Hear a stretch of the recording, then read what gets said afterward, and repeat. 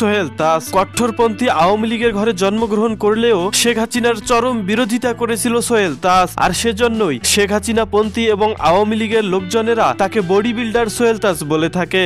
2009 সালের 6 জানুয়ারি আওয়ামী লীগ নেতৃত্বাধীন স্বরাষ্ট্র প্রতিমন্ত্রীর দায়িত্ব পালন করেন সোহেল তাজ। 2012 সালের 23 এপ্রিল সংসদ সদস্য পদ থেকেও পদত্যাগ করেন সোহেল তাজ। তিনি অভিযোগ করেন তার পথে নানা রকম বাধা সৃষ্টি করেছিল তৎকালীন সরকার প্রধান শেখ হাসিনা এবং মন্ত্রী পরিষদ, এবং তার নির্দেশনা অমান্য করা হচ্ছে। তার অধীনস্থ কর্মকর্তাদের স্পষ্টভাবে বলা হয়েছিল যে স্বরাষ্ট্র প্রতিমন্ত্রীর কোনো নির্দেশনা মানা যাবে না। সোহেল তাজ স্বাধীন বাংলাদেশের প্রথম প্রধানমন্ত্রী তাজউদ্দিন আহমেদ এবং সৈয়দা জোহরা তাজউদ্দিনের সর্বকনিষ্ঠ সন্তান তিনি, যিনি অন্যায়ের সাথে কখনোই আপোষ করেননি, সে হোক আওয়ামী লীগ, জামায়াত কিংবা বিএনপি। তবে 24 পরবর্তী সময়ে স্বাধীন বাংলাদেশে নতুন জীবনের পথে পা দিয়েছেন সোহেল তাজ।